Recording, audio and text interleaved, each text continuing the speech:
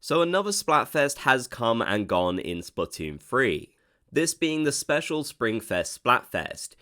And after this Splatfest ended, it made me realize that there's a lot of Splatfest content in Splatoon 3 that is likely now gone forever. We won't see it again, and this is really disappointing.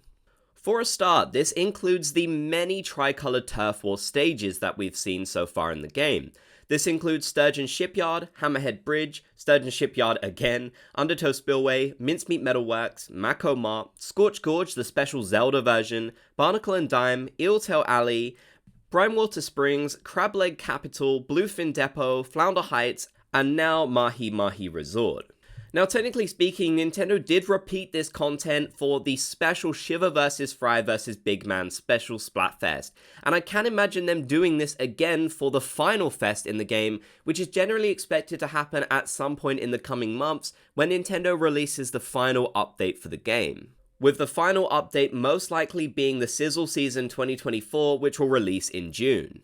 So that could potentially be the last time that we ever see these tricolor stages in the game. And some of these, especially the Zelda stage, had some significant changes that I'm sure players would want to enjoy once more. And who knows, Nintendo might not even decide to bring these back for the final fest. They could instead decide to make a more special stage to go along with it, which would then be added to this list of stages we won't see again.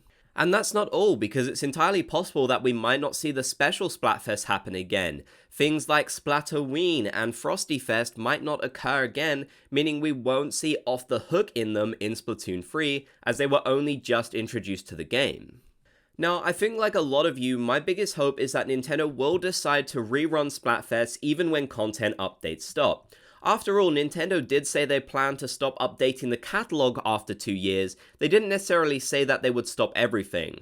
In Splatoon 2, when the pandemic happened, we did see Nintendo kind of learn their lesson, and they decided to rerun some of the special Splatfests so that players could continue to enjoy them. But the original plan for Splatoon 1 and Splatoon 2 was just to end them once they had stopped content updates, which disappointed players incredibly, and it still does to this day. So we can only hope that Nintendo might have actually learnt their lesson and changed their mind this time around and will continue to rerun the Splatfest. They don't even necessarily need to come up with new themes, although that would be much appreciated on Nintendo's part to keep things interesting, but just letting this content continue in the game would be great.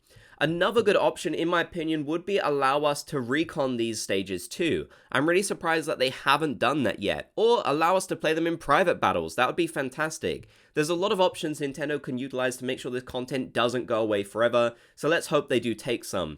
Especially so we can still see Off the Hook in special Splatfests. Let me know your thoughts down in the comments section below, I'd love to hear. If you made it to the end, be sure to comment Splat Gang. If you enjoyed, leave a like and subscribe for more Splatoon content.